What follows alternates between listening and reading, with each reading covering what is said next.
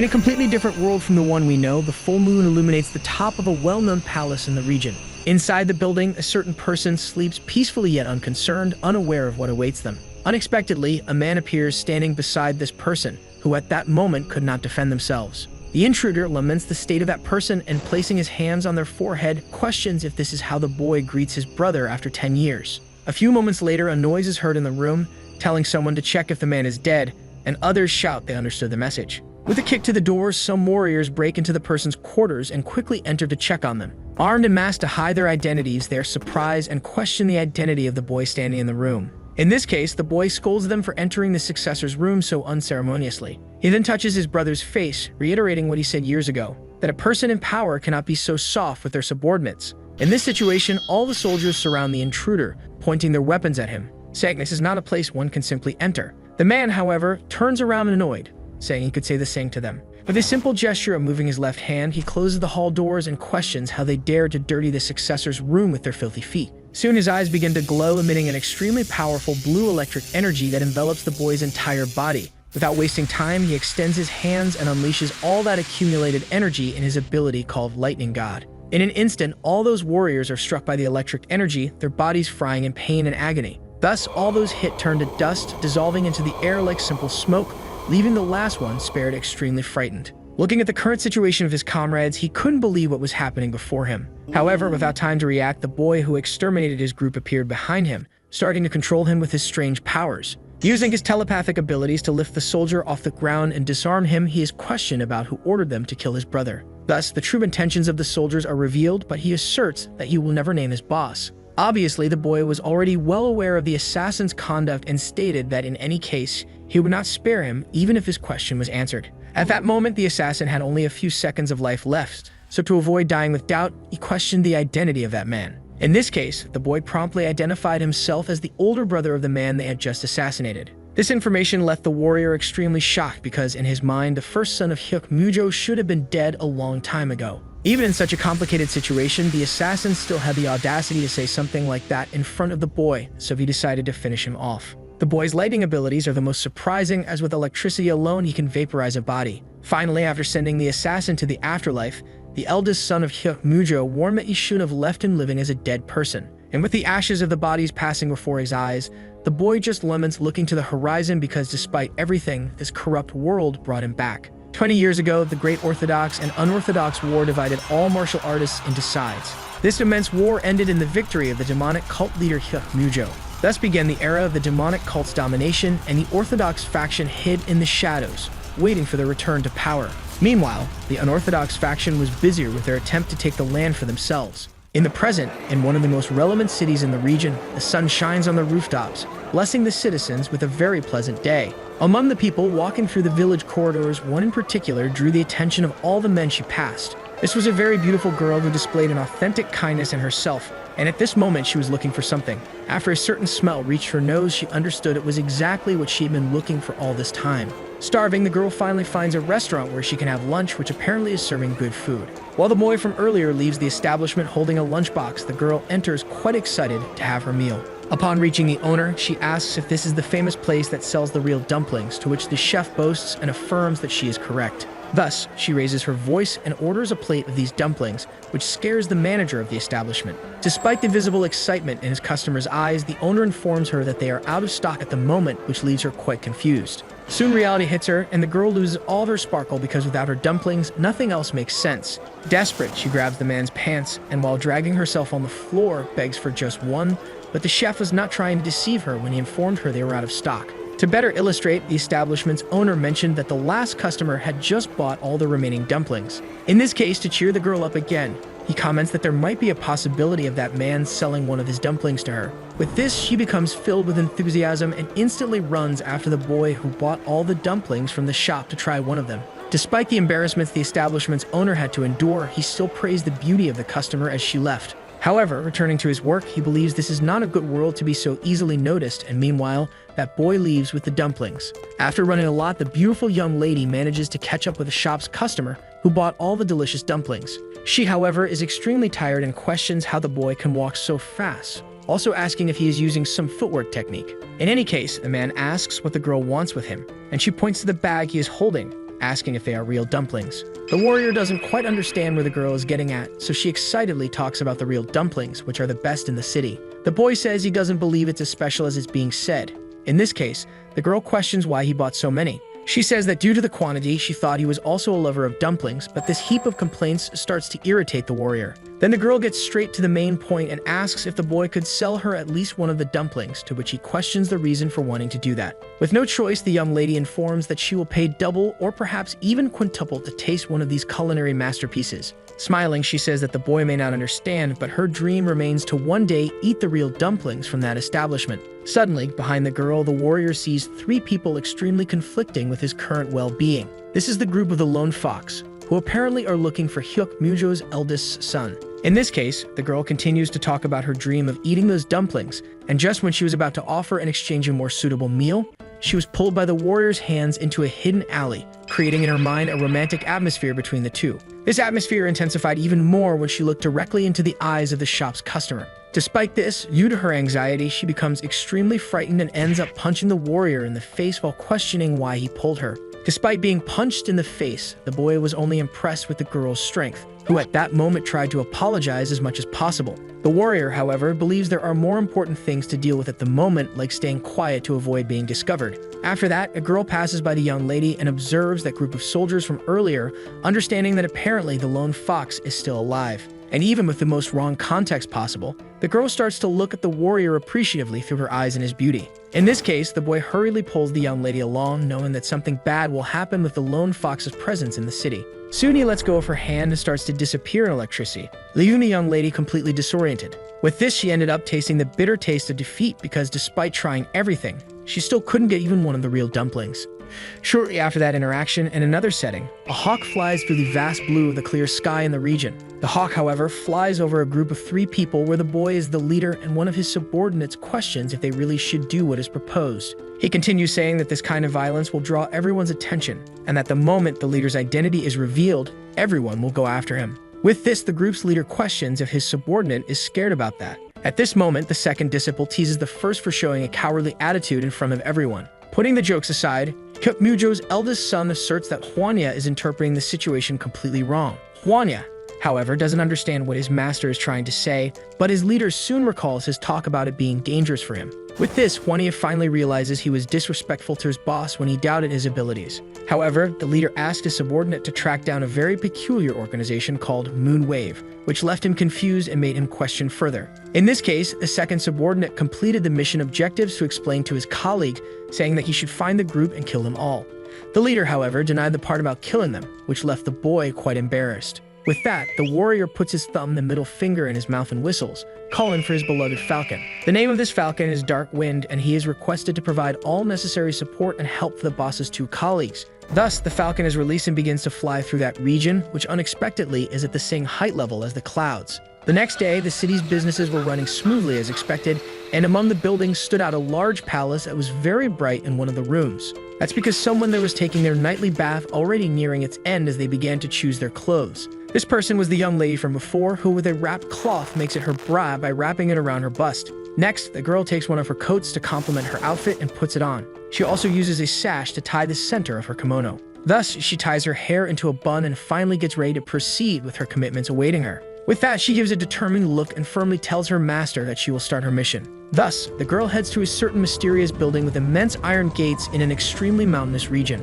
The Illusion Academy is an institute made for the elite built by the demonic cult after the Great Orthodox and Unorthodox War. It was created to nurture and organize talented individuals from the fallen Orthodox forces, receiving new students every 3 years. However, support for Orthodox martial artists has increased unlike in the early years. Nevertheless, this academy has become a place where Orthodox martial artists could wash their identity and become members of the demonic cult. On this particular day, a line was formed in front of the Illusion Academy's gate because everyone was very excited to take advantage of this unique opportunity. One of the candidates introduces himself as Bai Seal and mentions using twin blades. He also says he has no affiliation despite having a master named Bayok Sagan. This is the girl from before who finally tells the staff member she's a man, somewhat suspiciously because she doesn't know how to lie well. With this, the girl begins to feel anxious, wondering if the man discovered her disguise, so she asks what is wrong because despite being feminine, she is still a man. The staff member in turn questions if Bai Seal is trying to pose to look prettier than he is, which leaves the girl quite confused. In this case, the man points his brush at the candidate, saying irritably that this is not an audition for actors, so a martial artist just needs to be good at martial arts. He becomes very annoyed by the candidate trying to win him over by appearing beautiful, and Bai, in turn, relieved, apologizes for what she did. Soon she finally sets foot in the academy and prides herself on finally being there in this place she dreams so much of. However, looking to her right, she notices a rather strange line and wonders why everyone is gathering there. Anyway, she believes she must try to blend in as best as possible since most people there belong to the demonic cult. Among the candidates, she notices the presence of someone familiar, the boy from before who refused to share one of his dumplings. With this, she wonders why they have to be on the same team and starts trying to hide her face so he doesn't recognize her. However, she understands that the man might recognize her and tell everyone she's a woman, shattering her dream. As expected, the hero calls out to Bai Seal, currently living her worst nightmare. Turning around, it was exactly as she had imagined. The boy was there, staring at her with a serious look. In this case, trembling with fear, the girl could only think she was in a dead end. Earlier at the temple, the protagonist arrived, but with a terrible impression, smelling something utterly rotten and corrupted. However, he had no choice but to step there if he wanted to track down the source of the foul smell. Nonetheless, when he encountered the first line, he didn't expect to find so many damned losers around. But among the losers who decided to ally with the demonic cult, while thinking most of them were low IQ children, he spotted that girl. This only made the boy even more irritated because she seemed like someone who had never fought in her entire life. Finally, it's the protagonist's turn, who introduces himself as Hyuk Ryanwi, 23 years old, and when asked about his weapons, he claims to use several different ones. After hearing this, the staff member got quite annoyed that one of the candidates didn't even have a specialty to stand out, but everything changed when he looked directly at him. He was an extremely handsome man to him, which made him wonder why so many attractive guys were applying. In this case, the staff member wondered if he should simply let him in, while the protagonist waited patiently for the test results. In the end, the gates were opened for him, and on his way, the boy felt nostalgic for being in this place again after so long. Upon entering the palace, someone began organizing the recruits, reprimanding one who was spacing out too much from the others. The protagonist, in turn, just waited in the formation line with the other approved candidates until further instructions were given. But suddenly, something came to his mind, making him scared. It was the feeling of being watched by someone close to him. Thus, the hero began to search among the recruits to see if someone was following him, finally finding Bai Seal trying to blend in. This leads to the current events when the girl crossed eyes with a man who had denied her a dumpling before. At that moment, unable to stand being watched any longer, he approached the girl to confront her, and upon reaching her, stood firmly like a wall. With nothing else to do, Bai Seal responds to his call. In this case, the protagonist irritably asks why the candidate is staring at him so blatantly. Upon hearing this, the girl realizes unbelievably that she is not being recognized by the boy in front of her. With this, she just bows, apologizes, and makes up a story about coming from another country, so she didn't understand the local culture. However, these excuses are not enough for the hero, who irritably places his hands on the girl's shoulders. But as he attempts to make his move, the girl slowly adjusts her shoulder, and even while facing away from the protagonist, she manages to deflect it. In such a case, Hook wonders in his mind who would use someone as skilled as this boy to spy on him.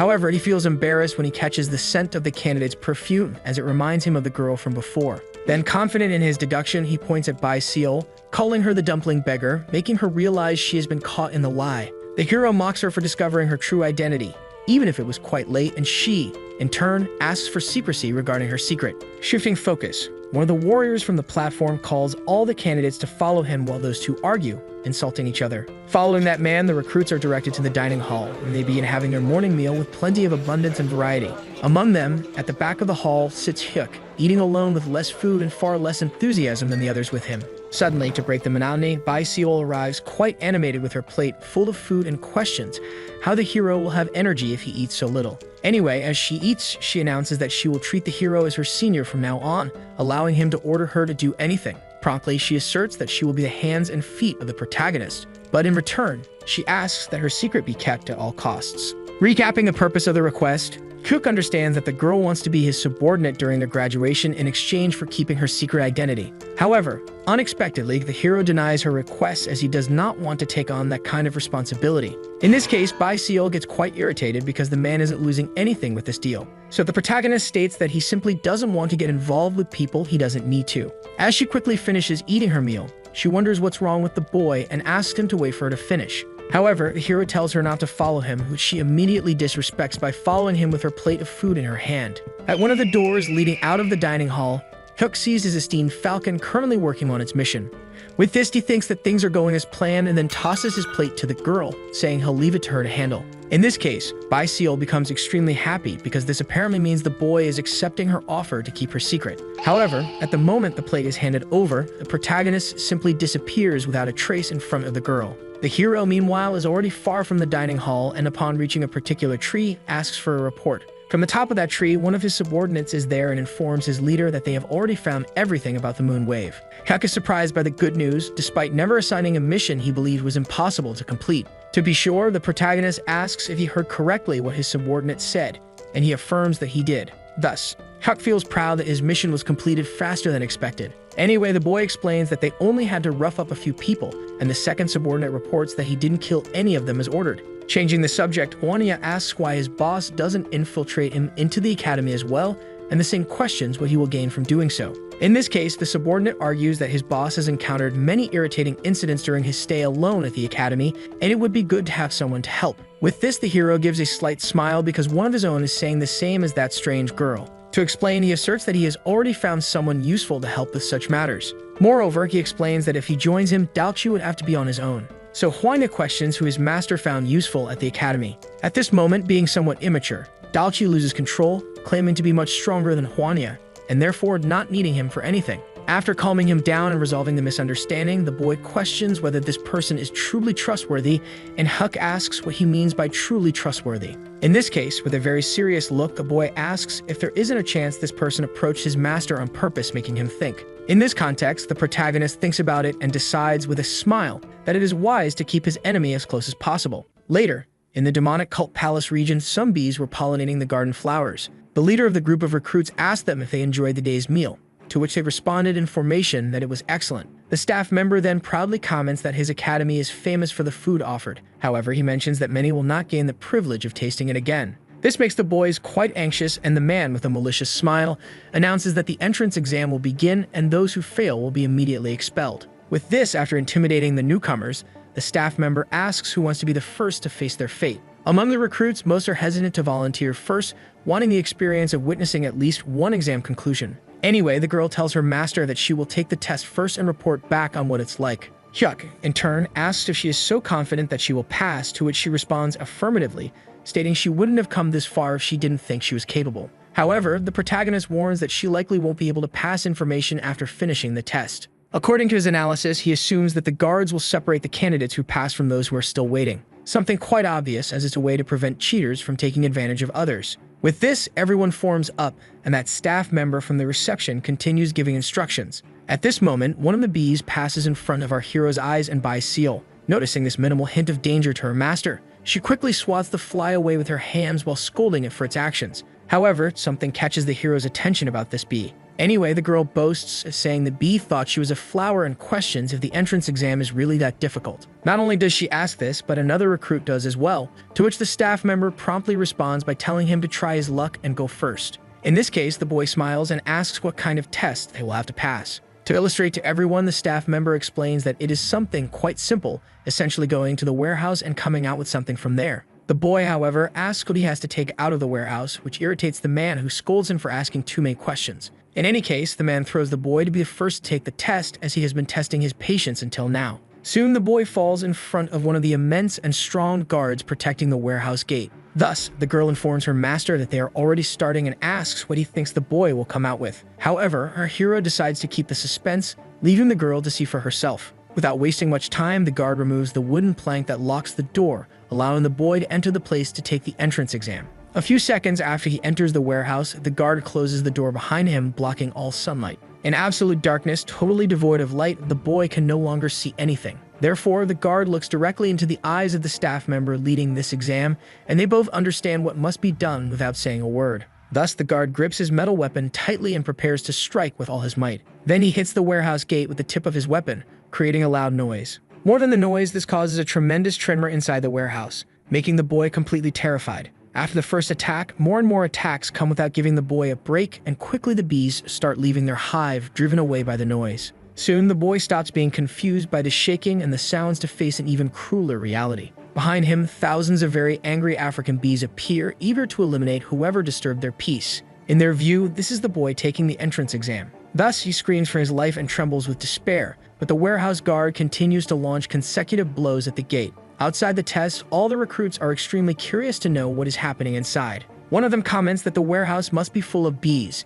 In this case, the objective is likely to get something besides avoiding the bees. However, the girl still wonders what this something could be that no one describes exactly what it is. Finally, after many screams and pains, the guard removes the latch to get the boy out of there. He exits while being chased by hundreds or thousands of angry bees. Finally free from his pursuers, the staff member directing the mission asks what the boy brought from the warehouse. In this case, he says he brought something valuable that the bees were guarding and pulls out a considerable piece of honeycomb from a compartment. Apparently, the man is pleased with the boy's achievement, and the candidates begin to understand that, besides passing through the bees, they must get some honey. This conclusion is also shared by Bai Seal, who asks her master if that's what they need to do. However, he asserts that it most likely isn't. A few seconds after the protagonist's conclusion, the staff member becomes quite irritated and informs the boy that he failed the test. The boy, with his face completely swollen from bee stings, questions why. Bai Seal realizes that her master's conclusions were correct, and he explains that this wasn't a test for beekeepers. He then elaborates that the real opportunity only reveals itself if one passes the exam.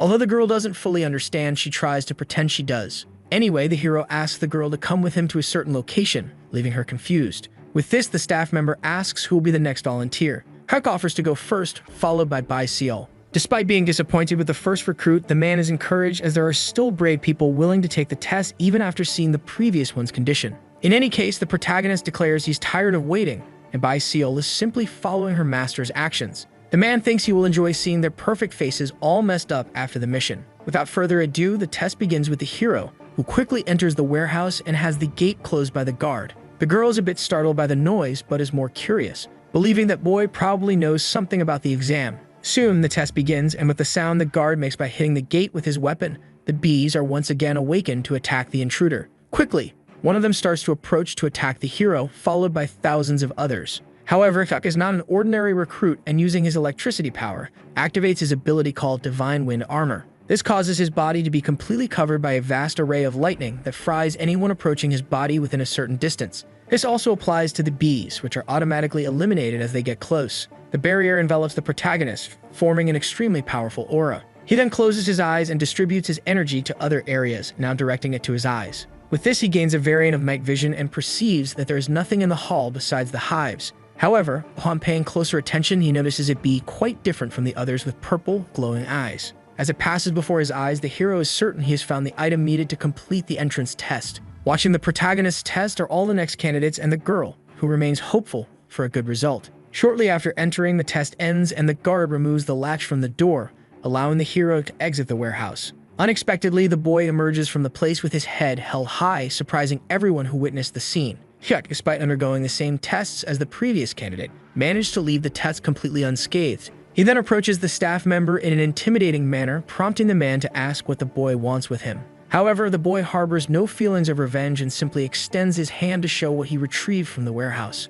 In this case, given that the boy fulfilled the challenge, the staff member allows him to proceed with the entrance exam, much to Bai Seal's delight. Wasting no time, the test administrator calls the next candidate to the hall, which is the girl who was quite frightened by the man's shout. Regardless, she is ordered to enter the test, and within a few seconds, she finds herself in the same situation as the previous candidates in a dark and mysterious hall. The girl knows she needs to find something there, and from the first candidate's experience, she knows it's not the piece of honeycomb. With this, she wonders if there is something inside the hives other than the bees. However, she understands that this would be too obvious, and besides, it can't just be about fighting the bees. In this case, after thinking a bit, she realizes this is the Illusion Academy, an instruction facility created by the demonic cult. In this context, espionage, infiltration, and assassination are the most important duties of an unorthodox faction martial artist. It's said that an unorthodox martial artist must be capable of overcoming countless observing eyes. Additionally, they must be able to distinguish between what is real and what is false, even without being able to see anything.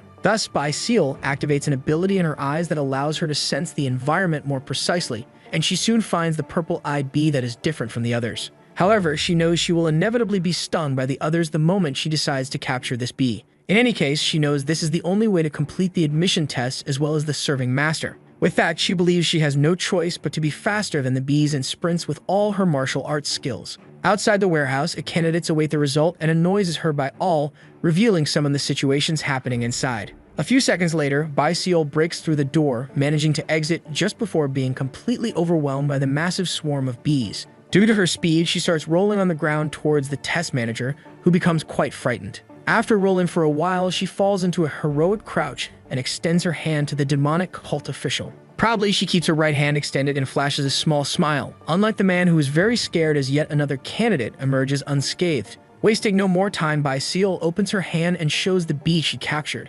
asking if that was what needed to be captured. After a brief analysis, the official concludes that this candidate did everything correctly and moves her to the next phase. Faced with this, the man is confused because this squad was composed of people he thought would fail, but so far, two have already passed. Moreover, he feels quite resentful and envious that these two happen to be a handsome men from before. In a conversation between the heroes, the girl asks if she has proven her strength, and after being praised, she asks if the boy has accepted her offer. With this, the protagonist wonders in his mind if this girl is truly desperate to be his subordinate because everything is very suspicious. Shortly after the conversation ends, a scream is heard from inside the warehouse, and one of the candidates comes out, chased by bees, thus failing the test. Seeing this, the girl does not judge the boy who failed the test because she herself almost couldn't find the right thing. The hero then comments that no one else will pass. Seol is intrigued by this, so the protagonist explains that the bee she found was the last remaining pass bee. He says that initially he checked and after accounting for it, discovered that inside the warehouse, there were a total of 10 pass bees. Thus, except for the one who brought it, he killed 8 of them, leaving only 2 remaining. Faced with this, the girl states that her master is a very cruel person, but he thinks it's hypocritical, considering she also killed. In this case, she denies having killed and explains that she only knocked them out because for Seol, all lives are important. This irritated the protagonist a bit because this kind of behavior was responsible for the orthodox factions falling. But anyway, he informs that there are no more passes. In this context, the girl asks why her master did this, and Huck explains that he did it because he wanted to test his subordinates' skills. With crossed arms, he concludes by saying that he does not appreciate weaklings as subordinates. So the girl asks how strong she needs to be and claims that her loyalty is more valuable. However, the hero with a smug look says that most likely the strength of his subordinates will not interfere with their loyalty. In another region, the protagonist's subordinates are in a restaurant eating, but one of them is obviously eating much more than the other. Hwania, in turn, questions why Daochi is eating so much, resembling a bottomless pit, and asks if he doesn't get tired of it. The Brug, however, comments that his colleague eats very little, and that's why he is so small and weak, something he doesn't want to be at all. Seeing this, the boy asserts that a person's size does not dictate who is the strongest because he says he uses his head and not everything can be resolved with brute force.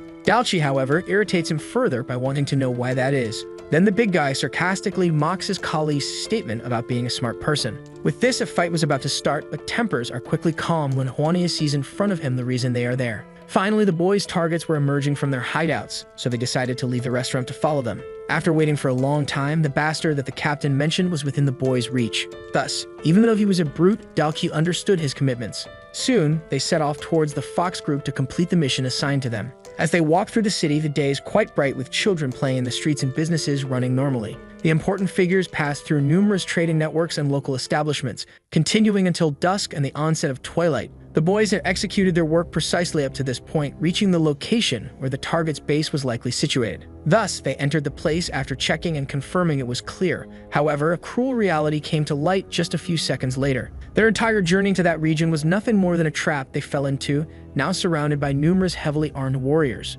The two warriors cover each other as the ensuing battle will result in the complete destruction of one side. After deceiving those boys, the group from before finally speaks up, cursing the boys and saying they already knew they were being followed. Then he mocks the warriors who followed them there without even thinking once that they were being lured into a trap. In this case, Daochi calls Hwania stupid and the boy gets angry, elbowing his colleague. With that, the man known as the Fox and the mission's target orders his subordinate to deal with the bastards in front of him with all the necessary violence. Because they need to know who sent them, it is ordered that despite everything they be kept alive, so the guard promptly heads toward the first one. Prepared to punch Daochi in the face, the man questions how they dared to follow them and if the boy knows who they are. However, the boy was much stronger than expected, and with a simple punch, he intercepts the guard's blow and knocks him out. Thus, he throws him back, completely knocked out and unable to continue the fight. With this, Hwania questions the intelligence of the man who claimed to have lured them there on purpose, knowing they were being followed. Because just as he did, the boys allowed themselves to be caught on purpose, trusting their abilities more than anything else.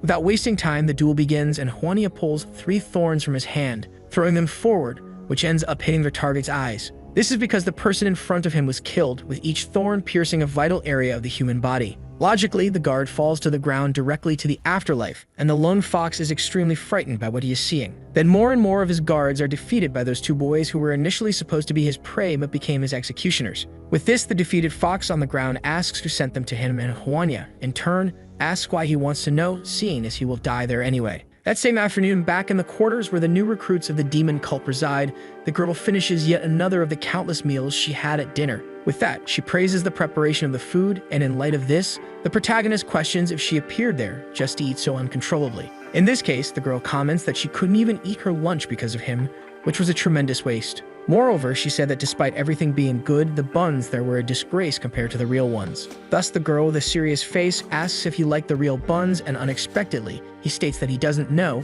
as he hasn't eaten them. This declaration makes the girl completely lose control, not knowing why Hep bought them in the first place, if not to eat. The hero, in turn, states that he just did what he wanted. But at this moment, someone calls them, interrupting this extremely important conversation for Bai Seol. Suddenly, two unknown warriors appear, and one of them comments that since they've never seen their faces there, they must be newcomers. With that, the man warns that this table is the place for veterans, which is why it was empty in the first place. With this, the hero understands that the warriors are being territorial, and one of them, while waiting for the table to be cleared, questions why he's being stared at. Anyway, the girl apologizes to her veterans, saying it's her first day there, which makes the warrior calm down and ask where they are from. Bai Seol, although a bit uncomfortable, states she is from the Orthodox faction, which negatively catches the warrior's attention. However, she continues introducing her master, who, unlike her, comes from the demon cult, and little by little, the veteran's expressions begin to worsen. Even though she tried to do things differently this time, the girl knew what that look meant, and it wasn't just the warriors, because everyone in the place had the same expression. One of them, in turn, questions this Orthodox faction and mocks it because even after so much time has passed since the demon cult took over, there are still people in a place like this. In this case, he advises Bai Seol to give up being part of an Orthodox faction, and the others start laughing at the situation. However, among the tables, some people who are part of the Orthodox faction begin to tremble with anger for not being able to do anything about it. And now, knowing that the newcomer at their table was a bastard affiliated with such a place, the warrior begins to pour water. And this water starts falling directly on the top of the girl's head as punishment for being part of the Orthodox faction. However, he states that just once isn't enough, saying he will make sure to continue this treatment every day. As if this humiliation wasn't enough, the veterans claim they will do this personally and mockingly say there is no need to thank them. With this, the water starts to heat up and evaporate, and the girl, amidst all this stress, begins to think of her master, believing she can no longer hold back. But before she could do anything she would regret, the kettle suddenly went flying through the air and soon fell to the ground, spilling all the stored water. This was something that left the warriors completely confused and intrigued, but in front of them, the protagonist remains serious and simply says that the water is splashing. In this case, the warrior in a purple shirt asks if the hero is looking to pick a fight with him, and he does not deny it, being ready to defend his subordinate's honor. In this way, the warrior went after the protagonist to teach this newcomer who dared to challenge his veteran a lesson. However, as he approaches, he receives a simple kick with the tip of the foot to his shin, causing him to stop immediately. Soon he falls to his knees on the ground, not quite understanding what is happening to him. Chuck, however, remains extremely imposing, and while exuding his intimidating aura, he raises his foot to kick the boy. Without any remorse, he pressed his foot against the warrior's shoulders, making him groan in pain and scream. Even though Huck used only a small percentage of his strength, the veteran's knees buckled, and he began to collapse in agony. With his foot still on the warrior's shoulder, the hero redirected the man's attention to the topic they were discussing earlier. With a menacing look, the protagonist commanded the bully to clean up all the water that had spilled on the floor. Unexpectedly, despite being a seasoned warrior who had trained for many years, he couldn't move his body when pressured by a mere novice. In this case, he speculates that his acupressure point is being targeted, rendering him immobile. Soon, the fellow warrior noticed the state of his collie and began to get deeply irritated. He then questioned if the bastards who were eating quietly would just sit and watch without doing anything about it. In this case, everyone stood up to help their fellow faction member who was being assaulted by the newcomer. Within seconds, all the cult members were surrounding the protagonist, effectively trapping him. Seeing this, the girl pleaded with her master to stop as she didn't need to be defended. However, the hero continued to order the warriors to clean the water on the floor. At this moment, Hup pressed even harder with his foot on the bully's trapezius, causing him to scream in pain. However, this altercation drew the attention of another mysterious warrior who appeared, shouting for them to stop. He introduced himself along with 3 of his henchmen and asked what was happening with a kind smile that hid a lot of malice. Upon seeing this person in the restaurant, everyone already knew what it meant. He asked again, this time in a more intimidating manner. With that, the green-haired warrior explained that one of the newcomers was sitting in his place, so he decided to teach him a lesson. However, this didn't convince the boy, who continued to glare intimidatingly at the bully, making him quite scared. In any case, he began to draw conclusions from the situation, understanding that these idiots had tried to teach a lesson and ended up being embarrassed. In this case, the new blue-haired warrior commented that his friend seemed to have made a mistake, so he decided to apologize on the veteran's behalf. However, Huck didn't take this conversation very seriously, making the warrior's subordinates furious. But wisely, the blue-haired one stopped them and asked the boy if his apology was not enough to stop the aggressions. Saying this, the two stared at each other for a few seconds, while the protagonist decided whether to stop or not. After thinking for a bit, Huck stated that he just needed a clean shoe to settle things, thus not requiring an apology. With this, the warrior understood the demands and accepted without much trouble. However, he also called the green-haired veteran over for a talk, something the latter already knew would be worse than his own death due to his superior's intimidating gaze. Thus, he promptly grabbed a cloth and went to Huck's shoe to clean it as best as possible to meet demands. Seeing that his request was indeed being fulfilled, the hero stomped on the bully one last time before removing his foot from him. With that, he walked away and called Seal to come along. However, before they could leave, the blue-haired warrior asked the protagonist's name, to which he responded, Chuck. In this case, the veteran reciprocated by introducing himself as Ujak. However, the hero simply ignored him and continued walking away, greatly irritating the warrior's subordinates.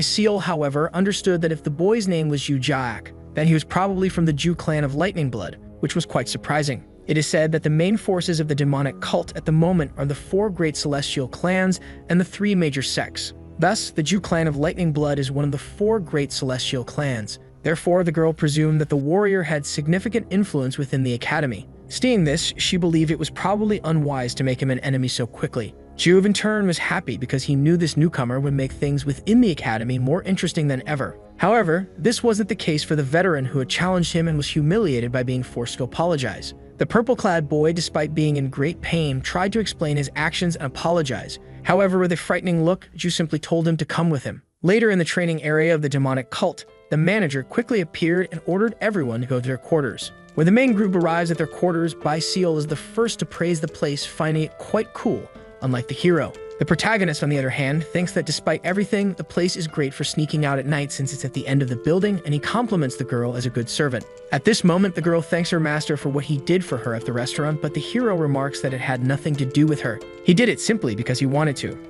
Anyway, the protagonist explains that since they are in a room, they must have some rules, and Seal promptly bows, saying she will obey them all. First, Feck establishes that he will be first in everything, whether it's taking a bath or going to the bathroom, and the girl unexpectedly agrees. Additionally, the hero informs her that he will occasionally have to go out at night, which his subordinate understands without any problems. She then excitedly comments that in this case, she will just need to cover for her master so that the staff doesn't find out. With this, Feck is pleased to see that his subordinate is quick to grasp things. Looking out the open window and spotting his falcon, the hero simply jumps out the window, announcing that what he mentioned about going out at night will start tonight, leaving Seal completely surprised. In the middle of the night, in a forest in the cult's region, the 5-race sect is mentioned. Wanda comments that it became obvious they were being spied on, and they were taken to the main base, causing quite a scene there. Kuk mentions he has never heard of this sect before, so his subordinate suggests they need to contact the moon to get more clues. In this case, the leader asks if Wanya discovered where the meeting place will be, and he only says that he will guide the protagonist there.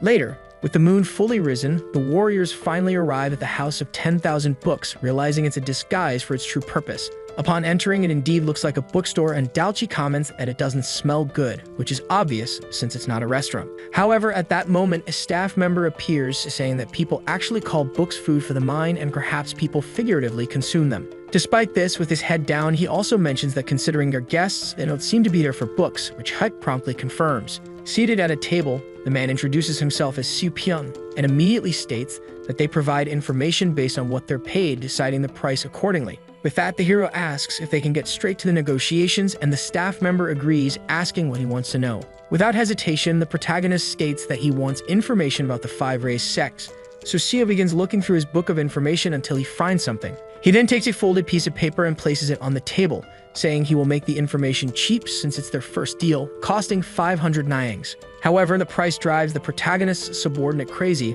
as 500 coins are a lot for a simple piece of paper, and Siu explains that it's not expensive. Nevertheless, the hero states that the information is probably not very good since it was already written and stored away, surprising the staff member. With that, the protagonist states he wants to know the truth behind the 5-race sect, saying he is sure the man knows much about it. In this case, Siu smiles, saying he thought the boy would be an easy customer and now charges 3,000 nyangs for the new information. The protagonist then asks, while rummaging in his coat, if the man also accepts objects instead of money, which is said to depend on the item. With this, he places a bright green stone on the table, surprising everyone as it's worth much more than the stated amount. After a thorough examination, Siu understands it to be a pearl the highest luminosity ever seen, so the hero requests that this be payment for future information. With a serious look, the protagonist now asks for information worth at least the 3,000 nyangs requested. The staff member quickly grabs a paper and starts writing something down. When he finishes, he hands it to the hero, who opens it to a surprise. The paper only contains the phrase, 5 poisoned demons,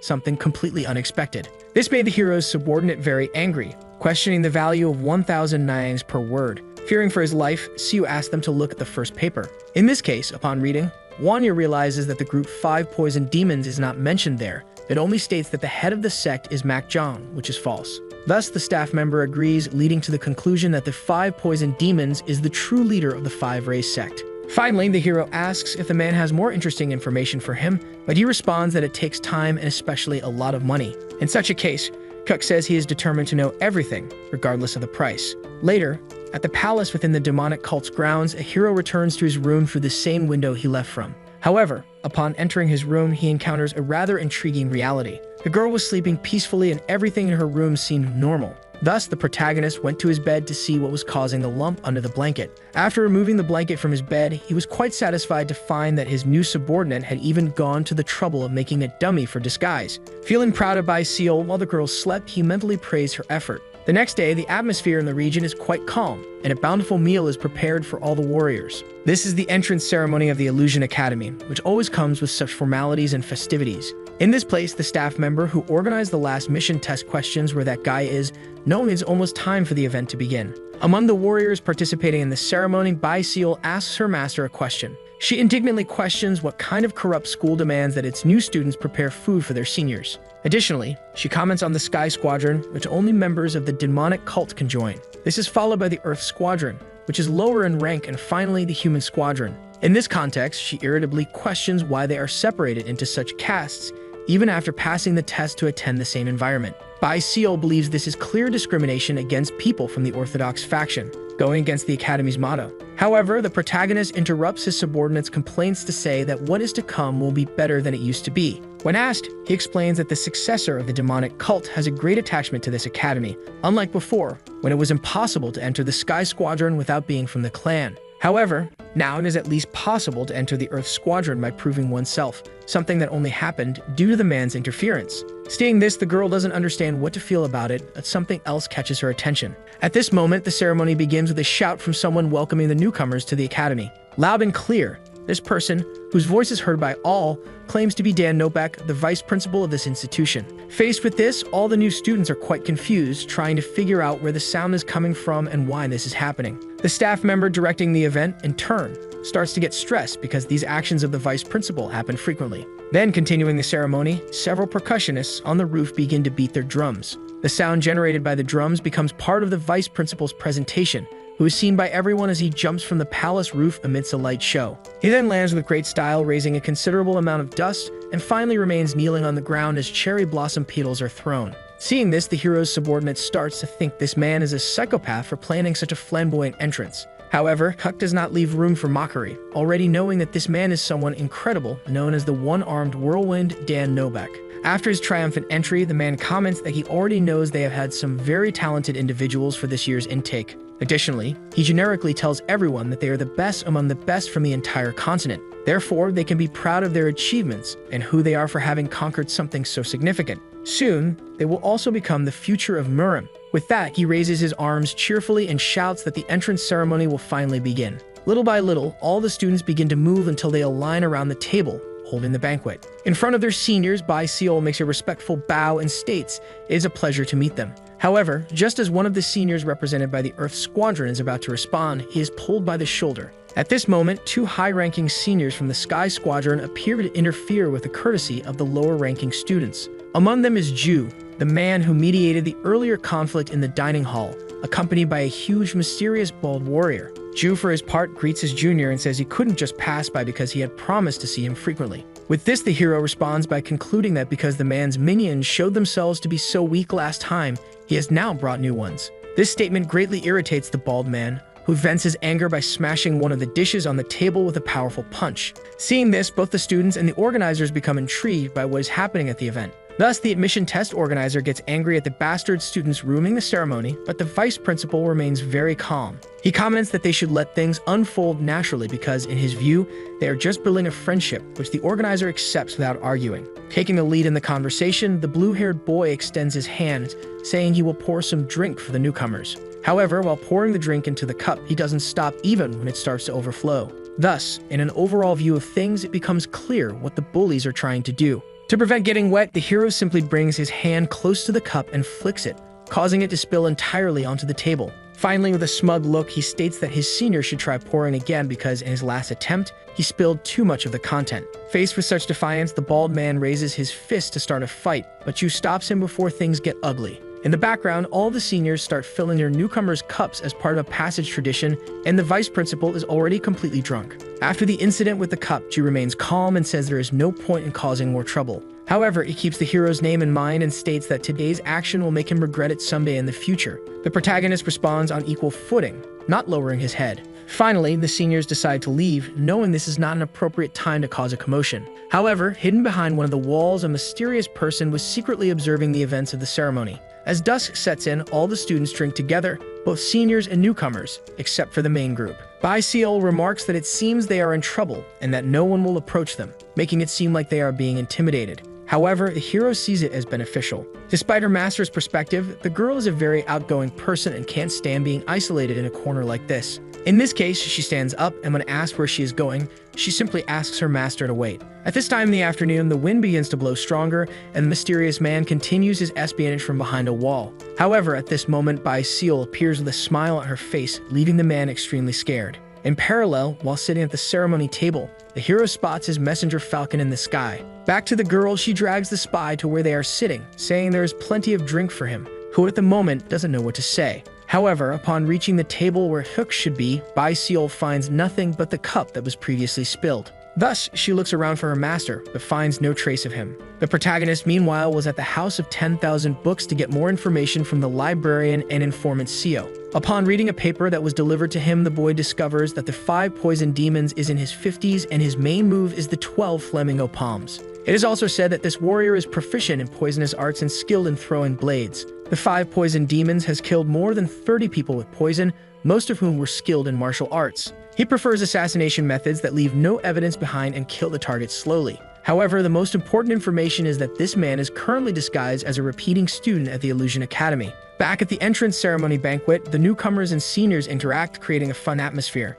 Despite this, one student continues to be somewhat intimidated by the higher-ranking students. Bai Seal doesn't understand what's happening and why that boy is being treated that way, so one of the students informs her that he's a repeating student. Back at the House of 10,000 Books, Huck questions whether the man's reason for not graduating is that he is purposely repeating. From this, the conclusion is that someone at the academy is supporting the 5 poison demons, and in return, they use the 5 raised sect as their assassins. In parallel, the girl questions the student who informed her about the boy's situation, wondering why it mattered that he couldn't graduate. In a gesture of respect, she states that despite everything, he is still her senior, so she decides she will serve him as much as possible. Faced with this, the man, though somewhat embarrassed, thanks her. When asked his name, he responds that he is Yang Wuseng. Despite appearing weak and clumsy, this is the person who killed Hyuk's brother and is now his primary target. With nightfall, our hero finally returns to his room to rest. However, the name of that man in his mind kept him from sleeping. At this moment, Bai Seal says that people should let more drinks spill because that is how friendships blossom. The girl is talking in her sleep and begins to recount the friendly conversation she had with the 5 poison demons at the ceremony. However, when she mentioned that the man she was talking to was a repeating student, the protagonist got up in shock. Thus, he woke the girl up without any empathy for her sleep since his concern for his brother was much greater. Slightly awake, she asks what the hero wants from her. He responds that he wants to know about the repeating student she spoke to. However, the girl still speaks incoherently due to her drowsiness. Regardless, she states that a senior she met at the ceremony was a repeating student and Huck pressures her to say the student's name. After thinking for a bit, the two finally conclude that they are talking about the same person. With this, the hero recalls that Yang Wuseng was just a few meters away when he went to check his falcon's updates. Without wasting time, he gets up from the girl's bed, now transmitting a serious look along with immense bloodlust. The next day, the SECT palace of the demonic cult is graced with a beautiful day of clear skies, and amid this, the repeating student waters some of the garden flowers. At a certain moment, the protagonist appears, calling out to his friend, the admirer of golden flowers. Yang Wuseng is surprised that someone recognized the species of flowers, and Hek comments that he knows they come from Nanmen and are therefore rare to see in Jogyuan. In this case, the student happily informs him that he has tended this garden for years, but he has never seen anyone with such a keen eye for flowers. With this, the boy invites the hero to his home for tea in a very respectful manner, and Hek promptly accepts. Having set aside formalities in their conversation about the flowers, the student remembers that he hasn't introduced himself and states his name is Yang Wuseng. Thus, the protagonist reciprocates by saying he is Hyuk Ryeonwi, a new student at the institution. In another region, a candle burns, illuminating the interior of the House of 10,000 Books. Seo, along with the hero's subordinates, states that this warrior who rests in the afterlife was called Double Blade and was also assassinated by the 5 poison demons. Lowering the sheet slightly, the warrior's state was extremely pitiable. Hwanya comments, intrigued that he didn't know someone could die in such a way. The staff member explains that the poison makes the victim vomit blood until there is nothing left. Given this fact, the boy becomes quite thoughtful about the effects of the poison on the victims. Later in the day, in a nearby building, the hero enjoys a mint tea while having an important conversation. With the man who killed his brother, he affirms that it is exactly as he saw and thanks for the precious tea he is drinking. Yang doesn't care much about this because he would do anything to be friends with someone knowledgeable about flowers. Changing the subject, the protagonist tries to corner the boy by saying it is unexpected for someone from Illusion Academy to have a hobby related to gardening. However, he lightened the conversation by saying he didn't want to be rude. Yang didn't take it personally and admitted that he doesn't train enough to graduate. Regardless, curfew is approaching and Huck says goodbye, lamenting that he has to leave and save the tea for another time. The two then part ways respectfully, agreeing that they will definitely see each other again. Despite his calm facade, Huck leaves with his nerves on edge, thinking that the boy's stupid face is probably what makes his victims relax. After leaving the house, the protagonist walks alone through the forest, illuminated by fireflies. This is the path he takes to meet his subordinates, and when he finds them, he asks for their report.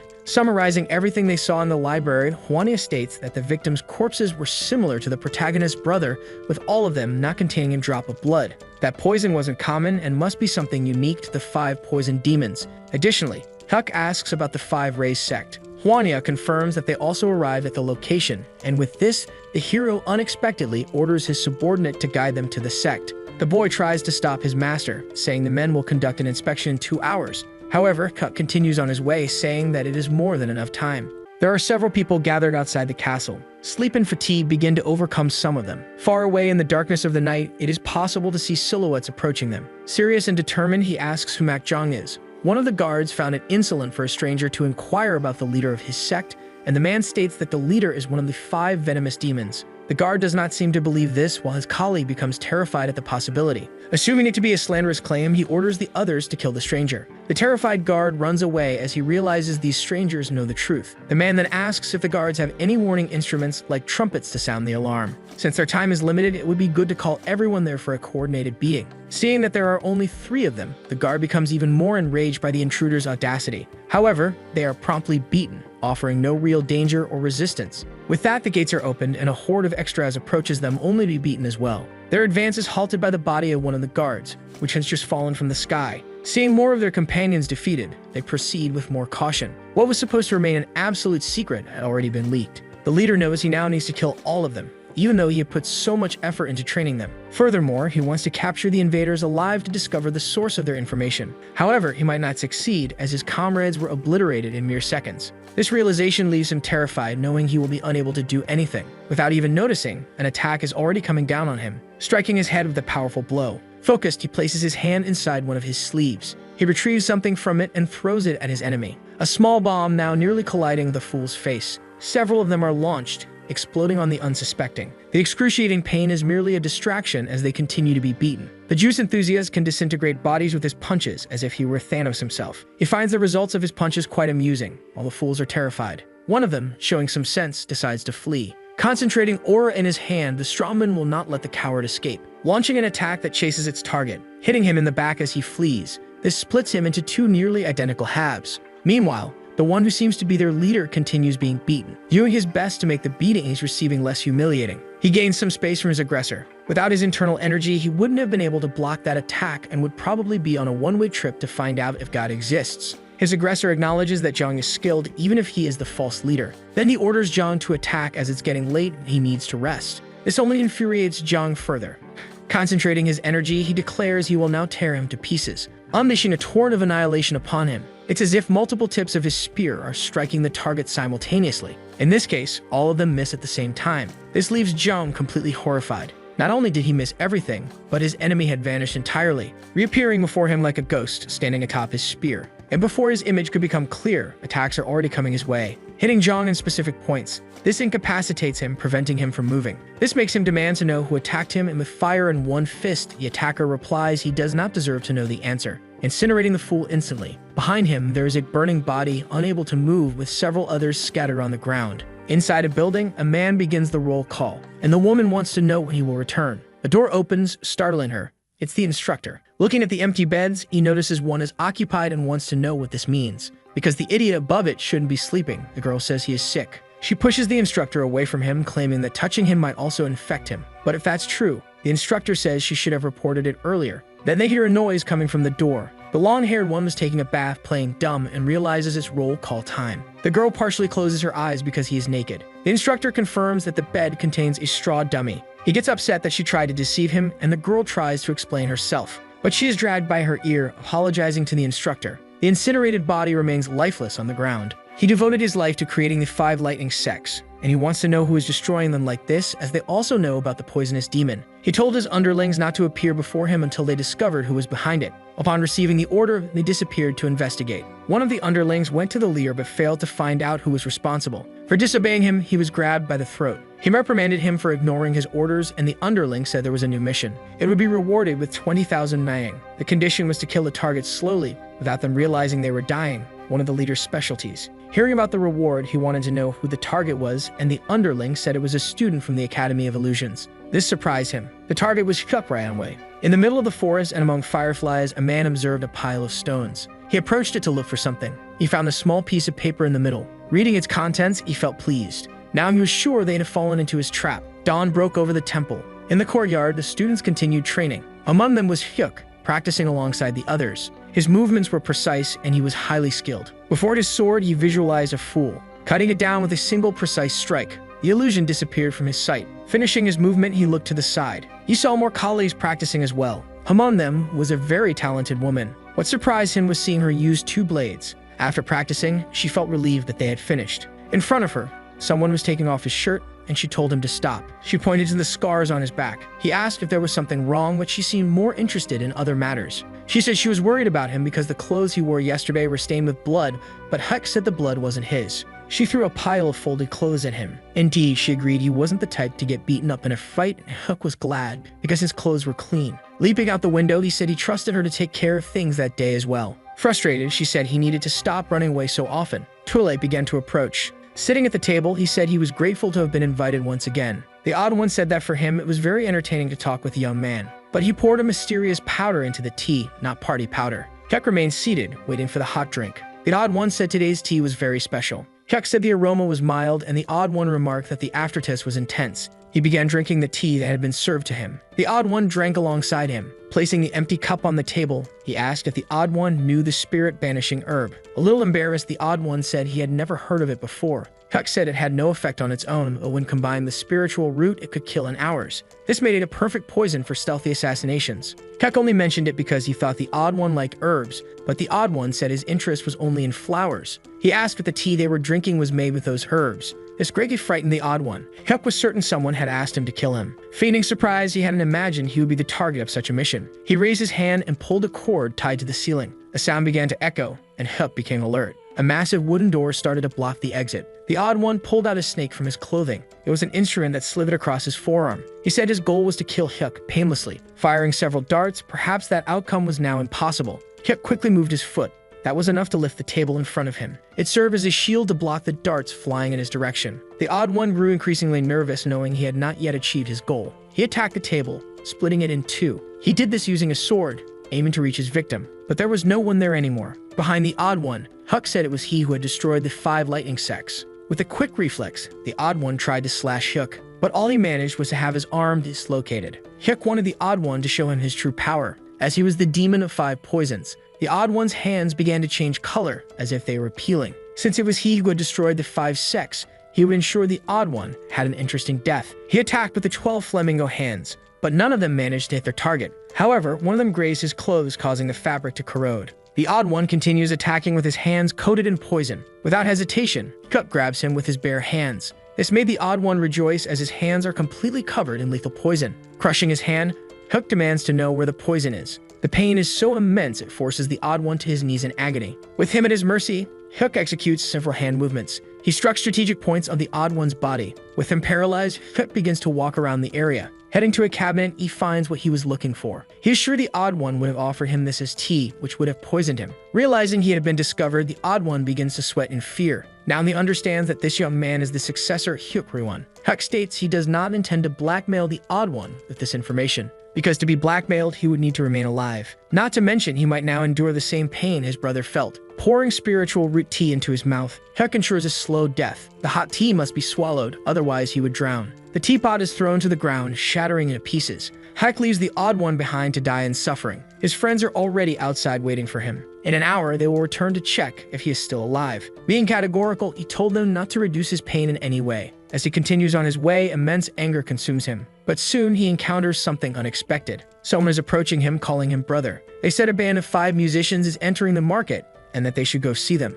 Seeing this leaves him paralyzed. He notices it is just 2 brothers happily interacting. This scene reminds him of his own brother, which ignites even more anger in him, releasing lightning from his hands. He is determined to send the one who killed his brother to hell. Night finally falls over the temple. On tiptoes, the girl walks through the corridors. She does not want anyone to notice her, until she is surprised by someone who says it has been a long time since they last saw her. She turns around to see who it is. The man greets her warmly. Mujo was the leader of the demonic cult, responsible for ensuring its supreme reign. But even he was not immune to the passage of time. With his influence waning, the conflict among the influential grew more intense. Those who sought to restore the orthodoxy of the ancient factions began their preparations. As part of the Divine Traders group, they need to recover the 3 divine treasures, which would reunite the scattered Orthodox forces. He said if she needed anything at the academy, she should talk to him, though his help might expose her identity. The young man knows her roommate belongs to the demonic cult. She reassures him it is only her roommate, and the young man says he understands. They part ways now and will only meet again when the plan is ready. He stays there until she leaves.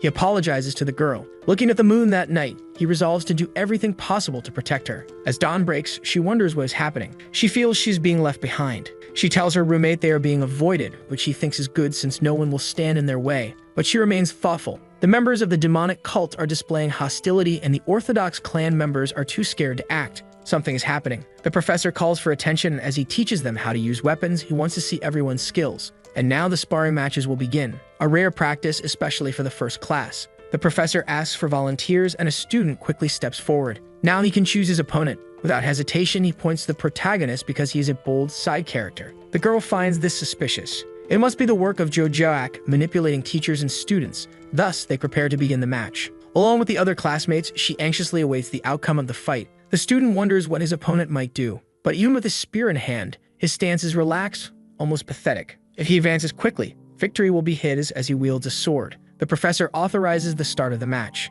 This prompts the side character to execute his strategy. The girl ponders what her classmate will do. He waits to react. His opponent is almost upon him, confident the match will end with his first strike. But he soon realizes Hyuk is no longer in front of him. This forces a quick reaction, as he had been flanked by his opponent without realizing it, who struck him with the back of the spear, a strike powerful enough to make him feel pain. All the students, without exception, were impressed. Even feeling pain, he refused to fall. But since he was no longer reacting, Hyuk disarmed him. And with his opponent disarmed, he struck him a few more times with the spear, knocking him to the ground. Opening his eyes, the student realized he might lose a few teeth. To everyone's surprise, that nearly fatal blow was aimed at the ground, not the student's face. There was no student who wasn't impressed by that performance. Even the teacher broke out in a cold sweat but deducted points for using unnecessary force after the fight had already ended. The girl didn't like that one bit, but Hyuk didn't care. He left the spear stuck in the ground and returned to his spot. Telling him to wait, another bold student challenged him to a duel. He turned to him, intrigued by the challenge. The teacher told him to continue practicing, and the girl said it was unfair for him to keep doing repeated matches.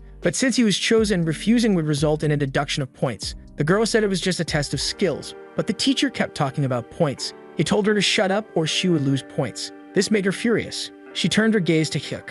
Among the available weapons, he still didn't know what to choose this time. He decided that a whip would be the instrument of destruction this time. The student hesitated, thinking his opponent only handled the spear. Once again, they positioned themselves to start the match. Breaking the ground with a single whip crack, he said he was ready. The teacher authorized the start of the match. The whip was flying through the air with force. He soon managed to tie it around his opponent's leg, pulling him as if he were a caught fish. Now the fool was screaming in fear, unable to control what was happening to his body. Hyuk prepared a singular slap to land on the fool. His face was smashed by the blow, a slap so strong it could humble any police officer. The boy was thrown into the air. Once again, the other students were shocked by what they saw. Hyuk wondered if there was anyone else interested. There were still many weapons he could use. One of them said that this student's arrogance was unbearable. Now it was his turn to face him. Seeing the colossal size of the fool's sword, Hyuk decided to grab a small dagger. He was very happy that someone else came to enjoy the violence. The strong one didn't like Hyuk's smile, thinking he was being mocked. He struck his first blow, missing, but destroying the ground, just like all the strikes he aimed at his opponent. With a single precise slash, Hyuk severed the fool's hand. The pain made him drop his sword, and before it could even hit the ground, Hyuk caught the weapon. He was about to decapitate his classmate. However, he just slapped him, using the flat of the sword instead of the edge. Now another fool was sent flying out of the temple. Once again, the other students were dumbfounded. The teacher, who witnessed it all up close, broke out in a cold sweat. He deducted more points from Hyuk for drawing blood from a classmate. The girl was furious with such arbitrariness and said it was unfair. The teacher even had the audacity to deduct more points for using someone else's weapon. Someone said they were being ridiculous, and the teacher turned to see who had spoken. A young man descended from above to attack, kicking the teacher in the head. One instructor attacked another in front of the students, but the one who struck was many levels above the one who was hit. He didn't have the authority to deduct points, and the foolish instructor said they shouldn't interfere with his methodology. This seemed to awaken something in the experienced instructor. He said he would report an instructor who coerced students with points, instigating them to fight, and he could also report that he was attacked and that someone interfered in his class. Looking at the girl and Hyuk, he said they were too close, their faces disgusted him, and he didn't want to see them together. The girl bowed, saying she would pay attention to this in the future. However, Hyuk remained unfazed and thoughtful. What he couldn't stop observing was the mysterious silhouette on one of the rooftops. From above, this person saw everything that happened in that class. This seemed to have left them irritated. The man continued sipping his tea calmly. Jang Ryeon came quickly, having heard about the Phoenix Dragon Society, but wanted to know why it was only the two of them there. The person said they wanted to spend some time alone with him, which was why they hadn't called the others. Besides, Baeklu was also there, and she was the phoenix of their cult. Indeed, Baeklu was a very beautiful woman. However, the girl knew she wasn't there by chance. She was only called because the fool over there has a crush on her. Either way, she knows she has a favor to ask of him. There is a newcomer at the academy who has been causing them trouble. This made him furious as someone is challenging the academy's traditions. All they need to do is tell him who it is and he will make sure to teach them the lesson. This made the effeminate one extremely pleased. The students are gossiping about something. Thanks to the duel, he has become quite famous among his peers. Now people avoid them even more, but Hyuk loves it as long as they aren't being provoked. However, for the girl, this is terrible since they've been there for years and need to maintain a good reputation. The protagonist only thinks that his brother did nothing to them, and yet he was killed. Being well-liked means nothing. The students are mesmerized by the beauty of a woman. It was Baeklu who caused this, and her companion remarked that men are too predictable. Soon, she encountered Hyuk, who caught her attention. She found him handsome. As he walked past her, the girl watched him even more closely. Her companion said that he is Hyuk, the one who massacred 3 classmates during training. Now she knows he is the troublemaker. She wants to know who the girl accompanying him is. It is his roommate from the Orthodox faction, an odd and unlikely pair. The girl knows it will be difficult for the student to avoid Joak's retaliation, which is a shame because she finds him very handsome. At night, his roommate walks through the courtyard. She whistles as she wanders absent-mindedly. She went to a spot where a note had been left for her. In it says everything has already been completed. The next morning, they want to know what happened. Her clothes were completely torn. Hyuk said they were already like that when he saw her, and his roommate begins to fantasize about his naked body. It's almost time for training and he has no clothes, so the girl offers hers. She promised him a peaceful life at the academy and feels responsible for not preventing this from happening. Putting on different clothes, he says it's fine and asks them to leave quickly. But she warns him that if they proceed like this, more points will be deducted. The storage room is completely filthy. Surely that's why they assigned him this task. He raises one of his hands. A gust of wind fills the room. The dust is blown away. He continues using the broom like a fan. Outside, dust begins to flow out of the storage room, and there's no dirt left inside. It was the punishment the professor gave him, and since he finished too quickly, he doesn't know what to do now. Sighing, he begins to consider his options. The person who ordered his brother's assassination must be at this academy. The money given to the venomous demons should still be recorded in the accounts, and Hwania is searching for it. It will take a week for Wusing's absence to be noticed. In that time, he needs to find the source of the funds. The door opens, and he turns around. A mysterious figure has appeared before him. The protagonist looks at them, unsure of who they are. Two students are tasked with disposing of waste. They don't know why they have to do it, but one of them says this might be the only similar opportunity they'll ever have in life. Ryong asks them to do this, and if they succeed, they might earn favor with an influential person. This could help their families move closer to nobility. That's why they must succeed. Preparing a countdown, they get ready to open the door. When the countdown ends, they open the door, throwing buckets of filth inside, toward Hyuk, who had just finished cleaning the place, but he quickly dodges the attack. This makes one of the fools uneasy, as they should have hit him. The other, still holding a bucket, is struck by the protagonist's broomstick, and now the filth flies through the air, landing on the two foolish students. Seeing them covered in filth, he asks who they are. Without answering, they believe they have achieved their goal. Thus, they flee the scene. This is problematic, and now Hyuk has another issue. The floor is covered in filth. The fools return to those who gave them the order and report what they did to the floor. But they reek, and they admit they tried to dirty Hyuk, but it didn't work. The man just orders them to leave and wash up, because even he can no longer stand the stench. The sound of water begins to flow from the well, until water gushes from it like a fountain. The protagonist moves his hands in the air, and the water follows his command. It moves toward him to clean the mess. Entering the warehouse energetically, there was so much water that it flowed out through the windows. He placed the broom on his shoulders, confident that the cleaning was finished. At the end of the day, the instructor announced that the lesson was over. His roommate approached him, wanting to know how he was, but she found the warehouse completely clean. She asked how he managed to do it, but all he said was that he was tired and they should leave. She had heard of a legendary suction technique and wanted to learn it, but the young man said it was just a myth. She kept insisting, and as they entered the room, there was that stunning woman from earlier, a beauty so unique that even she was impressed. Such appearances were uncommon among people. Her servant introduced her to the students, stating that she was a noble. Without waiting for an introduction, the protagonist asked if they were the ones who messed with his clothes. The servant said they were not that kind of people, but Hyuk insisted that they were in someone else's room. The stunning woman apologized and asked the gatekeeper to open the door because she didn't want to wait in the hallway. It was the first time her servant had seen her apologize to a man. Hyuk then asked what she was doing there. She said she had come to warn him of danger. Destroying his clothes was just the beginning, and he already knew that. Someone capable of manipulating the academy was targeting him now, and it would only end if he surrendered or died. Hearing this, his roommate was frightened.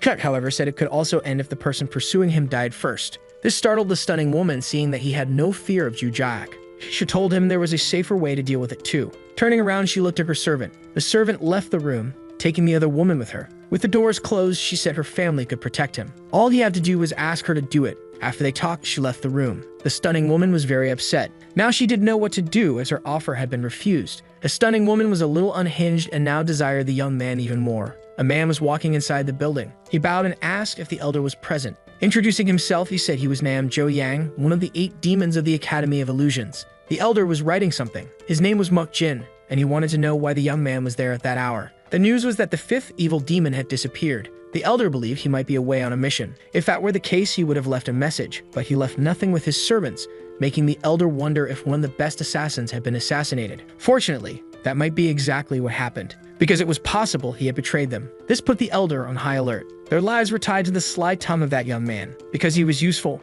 they had kept him alive, but now they realized it was a huge risk. Uncertain about the situation, he ordered them to search for him until they were sure of what had happened to him. This led the elder to ask what they should do once they found him. The elder said that every risk must be eliminated. In the city center, there were several merchants. Looking around, she assumed this was the place, until she found the shop she had been looking for. Asking the elder for permission, she said she was looking for someone named Wak Noya. He glanced at her out of the corner of his eye, telling her to follow him. They walked through some alleys and she didn't understand the need for it, so she decided to ask the elder if it was far until they reached their destination. Without answering, he had already turned on her in a hostile manner. She barely managed to dodge the first attack, and the elder was determined to keep attacking. However, she drew her swords to defend herself, successfully parrying the attack. But the elder's eyes were filled with bloodlust. He unleashed a torrent of strikes against her. Even so, the student held her ground bravely, and they both distanced themselves. She said that was the sword technique that pierces the sun from the Blue Horizon sect. The elder had known she used 2 swords, but he hadn't imagined she was so skilled. Bowing, he said it was a pleasure to meet her. Finally, the elder bowed, saying the pleasure was all his. Then he handed her the counterfeit seal, wishing her success in her mission. Determined, she said she would fulfill her mission. Elsewhere, a servant carried some cups of tea, serving them to Hyuk and his friends, who were reading. The waitress was already annoyed with them, as they came there every day and all they ordered was 1 cup of tea. Finally, one of them seems to have found what they were looking for. At the time of the assassination, a large sum of money was transferred. This was the payment, and it is recorded in the financial ledger. A transaction of that size would have required the approval of one of the 8 demons. The strawman seems to have noticed something. It's one of his servants wearing a mask. He asked what they thought of it and if it looked accurate. Just seeing that face again makes him want to kill him. The strawman had to intervene to save him because of this. Still in the room, his roommate is sitting down. In her lap, there is a small statuette. She remembered the elder's words who asked her to avenge her seniors. Hearing the door open, she realized she needed to stop crying. Hiding her face, she greeted her friend. She told him that the next day there would be news about the class and that they would visit the Hall of the Ascending Dragon. Intrigued, he wanted to know more about this place. It's a large building and the students are already in front of it. Slowly, they begin entering the place. There are several staircases inside. The instructors are already waiting for them. The place is very well decorated. It seems to have a statuette similar to the one his roommate owns. The students observe one of the paintings depicting a battle. This place holds many relics that pique their curiosity. Among them is the Huasan plaque. The Wuding Bagua also absorbs beads are there,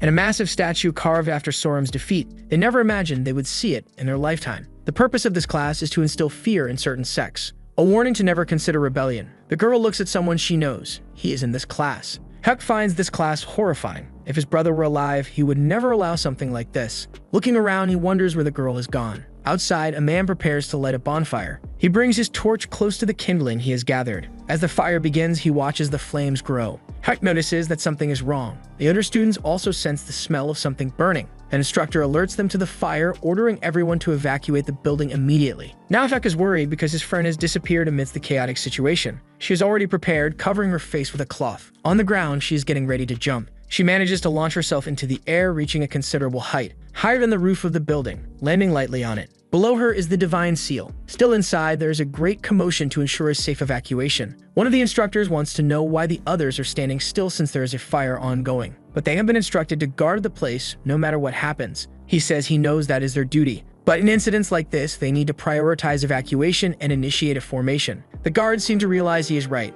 Then he opens a hidden compartment in the wall. Inside, there is a lever. The first movement he makes is to turn it. Only then does he pull the lever. This causes something to happen on the ceiling. As the door closes, he orders the other two to go put out the fire. Finally, the door closes behind him. Looking around the room, he feels a bit apprehensive. The girl has already spotted the statuette. This is her primary objective. Meanwhile, everyone is busy and focused on the ongoing fire. They must stop the fire from spreading at all costs. He used ice with his divine technique. He could extinguish the fire in an instant. But since he has no interest in the building, watching it burn is not a bad thing. Even so, with the evacuation complete, he still hasn't found his friend anywhere. This makes him want to enter the burning building, thinking she might still be inside. To protect himself, he conjures a wind armor. Inside the building, he starts looking for her. This makes him realize that much is already compromised. And more than that, something surprises him. Someone is inside and wants to know why he hasn't evacuated yet. The man grabs him by the arm, ordering him to follow, an obstacle to continuing his search. The girl has some daggers in her hands. She throws them toward the hall.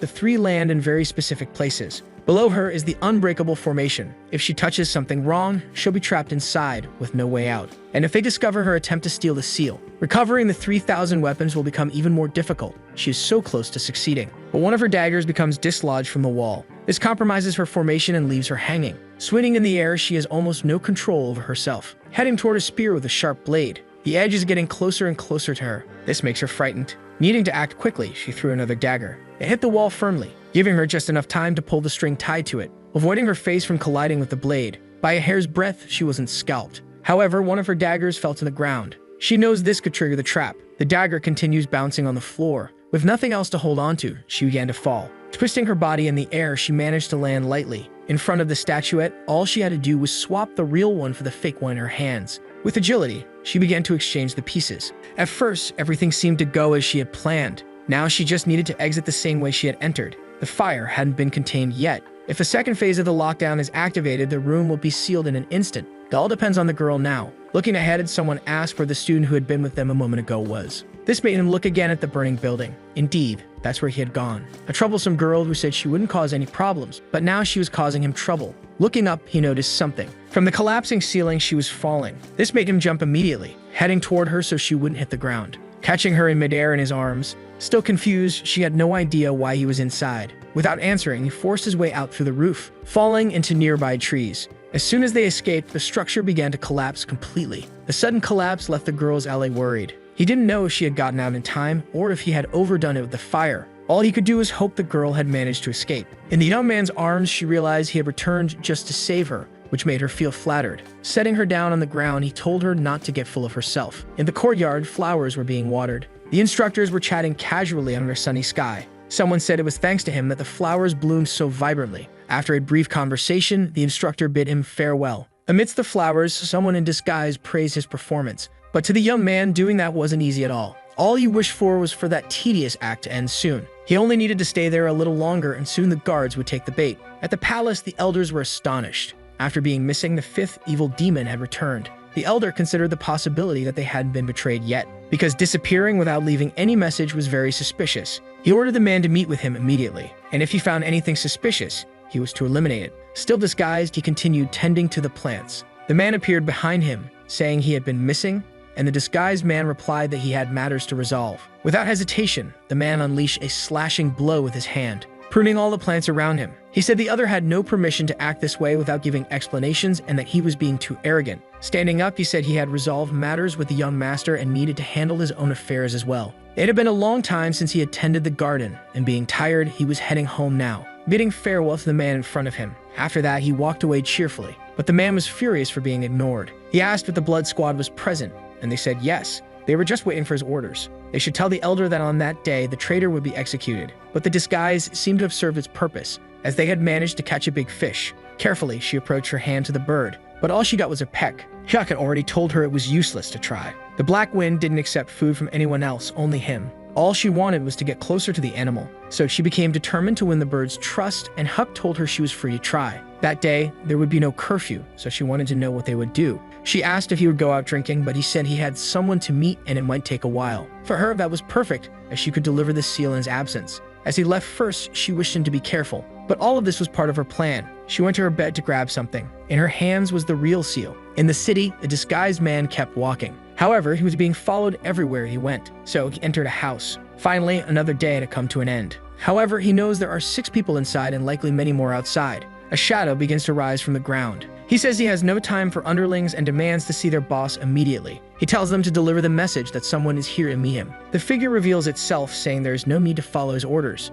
It doesn't take long for the others to reveal themselves as well. Attacking him, they claim they only follow their master's commands. What they did not expect was that this man was skilled. The effort they exerted wasn't even enough to move him from his spot. One of the figures falls to the ground, unconscious. Even the young man didn't expect it to be this easy. Another one writhes on the floor, a dagger lodged in their head. Then through the doors of the house, their master appears. And he is not alone. Throughout the house, more of these shadows gather. Many of them surround the perimeter. The numerical advantage is clearly theirs. And alongside the man is the elderly leader. Their bait managed to lure in 2 demons, and one of them scolds the disguised man, accusing him of biting the hand that fed him. The man claims he doesn't recall them being his masters. This enrages the man further. The elder notices that this might not be who they think it is, as he doesn't recall him having such intense energy. Looking at the shadows on the ground, he grows even more pensive. This prompts him to ask if he is really Odakwai, much to the enraged man's surprise, who doesn't understand a thing. After all, his specialty lies in the use of poison, not in techniques involving blades. The disguised man begins to smile before them.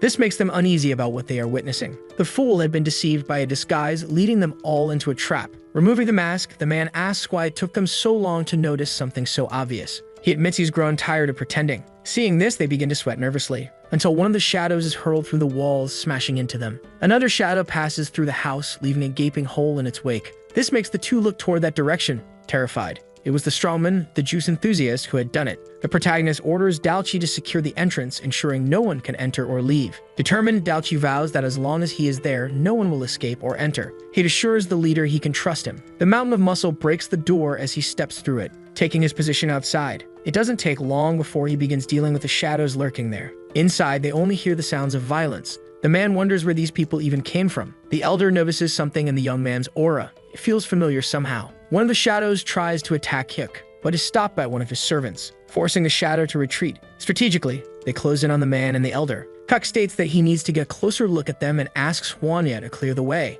Immediately, the warrior launches himself at the enemies, taking down all who resist. The man and the elder can only watch what is unfolding before them. Now the elder begins to realize where he has seen this aura before. It is the aura of the leader of the demonic cult. Hyuk Mujo. If this is true, the elder knows he's in serious trouble. He can only assume the young man is either a direct disciple or a relative. The elder asks about his relation to the current leader, but the man thinks the old man has gone mad. Hyuk states he has no relationship with him. The man becomes convinced there is no way Hyuk could be Mujo's relative. Before he can finish speaking, Hyuk adds that he once called him father. This shocks them, as the elder knows the leader's 2 sons are dead, and he cannot be one of them. Hyuk seems to disagree that both are dead. The elder recalls that the younger one was, in fact, missing. If they assumed both were dead, they must have planned it. Terrified, the elder reveals that the younger one's killer was Odak. The elder commands him to shut up and say no more. Hyuk thanks him for his honesty as he now knows who is behind the murder. He extends his hand to take something from his servant. It is a sword, immensely powerful. The elder recognizes it as the Soul Destroyer, a weapon said in legends to be wielded only by the celestial demon. Hyuk states he retrieved it from Yahello. Hearing this location, the elder nearly suffers a heart attack. For killing his brother, Hyuk declares he will judge them with the Soul Destroyer. Outside, the weather begins to change.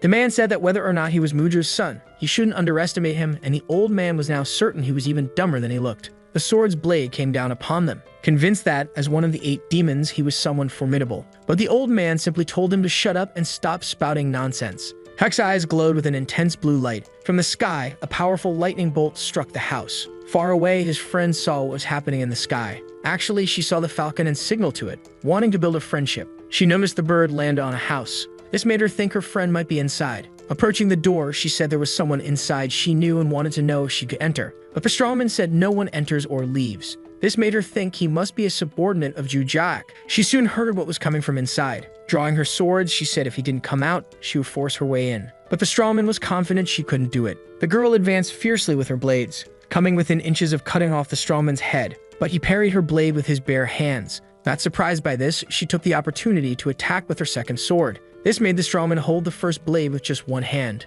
pulling the sword toward him, unbalancing the one holding it. Now he just had to wait for her to get close enough to punch her in the face. The blow delivered by the strawman was devastating, but there was no one in front of him anymore. The girl was above him, ready to strike. Having 2 swords really was an advantage for her, until she felt something intense that made her hesitate. She was curious to know what had just happened. Returning to the present, she realized she was in serious trouble. The strawman was now about to attack with an axe. Even so, she managed to avoid the worst by dodging. She had to retreat even further as the strawman kept pressuring her, until she created enough distance to think more clearly. The strawman wielded the axe as if it were a feather duster. He said she was indeed very fast, and she acknowledged that he was miserably strong. After exchanging compliments, the strawman said he wouldn't miss this time. She prepared to react at the right moment, but once again, she felt something different. Hyuk was there. She was certain of it. She was shocked to see him standing beside her, asking what she was doing there. Behind him was his other servant as well. She remembered someone was attacking her, and she would likely be hit if she let her guard down. But Hyuk grabbed her by the arm, pulling her into his lap, which made her very, very happy. The blow missed them but came close. Realizing what he had almost done, the strawman was horrified because his leader was there. The other servant kicked him for this, and Hyuk clarified that the young man was his roommate, though it seemed he didn't know she was a girl. Learning this, the strawman apologized, but the girl also apologized for the misunderstanding. She thought Hyuk had been captured and imprisoned under Jujak's orders. Just imagining such a scenario seemed absurd to him. A small knife fell to the ground. Hyuk bent down to pick it up. It was coated with a powerful and likely very expensive poison. They couldn't afford it, so he wanted to know who was funding them. They said they only sought revenge for the humiliation they had endured. He said they were very loyal indeed, and he knew they were the ones who had dirtied the warehouse when he had to clean it. He didn't know what had been promised to them, but he knew they would be discarded, as it would be terrible for a noble to be involved in a homicide. They were merely disposable tools like the dagger he held in his hand.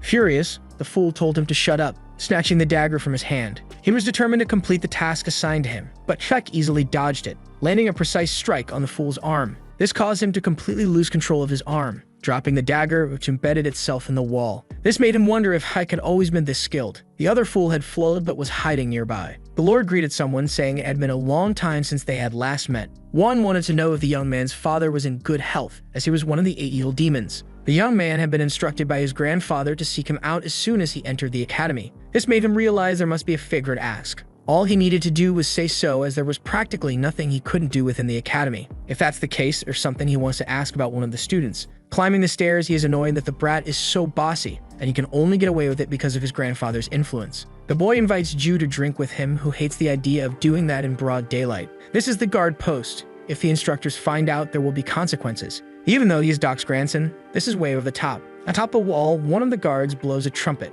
Then a procession of horses passes through the gate. They continue on their path. Some of the riders seem uneasy. Looking at them, Ju couldn't have imagined this would be the day of departure. The boy confirms it, asking if Ju knows who is at the Honghak branch. For a moment, Ju ponders. On one of the horses are Thuk and his friend. Having a view like that even makes the drink taste better. Completely drunk, the boy asks if Ju agrees with him. But all Ju can think is that there should be a limit to the influence of some families. What they are doing is madness, and the caravan continues onward. Among them is one of the evil demons. Night falls over the village. There are horses outside the inn. Inside, a man's drink runs out. He asks the attendant to bring him more. The waiter approaches to fulfill the request. He brings the drink that was ordered, but someone throws a bone at his face. The person who did it complains that the meat is too tough. Apologizing, the waiter says he will bring a new meal shortly. The other people in the bar are terrified. One of his henchmen says it's just one person. Even though there are 20 people in total, they are all rookies. The bandits plan to ambush them at the inn and leave none alive. The henchman says if that person doesn't want to die, they should disappear immediately. Removing his henchman from the scene, the bandit says he won't let him leave alive. Since he appeared before them without any fear, he can't leave alive, and the man asks what he should have done instead. The bandit orders him to crawl like a dog. If he does, you will be spared. Smiling, the man says that sounds fun. The bandit is intrigued by this reaction, realizing the man is armed. With a single strike, the man forces the bandit into a forced mitosis. The mysterious man manipulates his blades while the body hasn't even hit the ground yet. This makes him smile with joy. Immediately, the other bandits rise to fight, but they are too frightened since their leader has been defeated. The man says that if they knew his name, they would run, so it's better they attack him quickly. A brawl breaks out inside the inn. One man says the instructor should set an example and pitch his own tent. Now he is there, dragging his feet. One of the students wants to know why they haven't departed yet, as they've been ready for an hour, but the instructor is thinking of something else. A messenger informs him that Master 1 will follow later, and that they already have authorization to go ahead. But that's not the message he's waiting for. One yawns as if he's sleepy. He feels as though someone is talking about him. He then orders his carriage to proceed. He travels along the road, illuminated by the moonlight. The carriage wheel rolls over a rock, causing the entire structure to shake a bit. It rolls over another rock. The jolting repeats. He tells the coachman to slow down as there is no need to rush, while thinking that they are pathetic since they are heading straight to their deaths. He gathered all those with the lowest potential who should be easily killed, and not even the instructor will be able to stand against the assassins. Doing a favor for Doc's grandson will surely not go unnoticed. This is his chance to leave the academy and join the core of the demonic sect. Knowing this, he begins to laugh uncontrollably. A water skin sits on the table, stained with blood. A bloody hand reaches for it. The man drinks its contents. A woman enters and asks why there's such a mess. They are assassins, not animal butchers, because that's what the man in the hat looks like, a butcher of people. But he says she is no different, and she finds the comparison vulgar. The truth is, on her way there, she also killed many people. The man wants to know how much blood she is bathed in. Outside the inn, there are bodies. They pile up along the street, scattered everywhere. The woman had wiped out everyone in the village. So the video ends here. If you don't want to miss the next part, activate the notification bell, and see you next time on Tob's channel.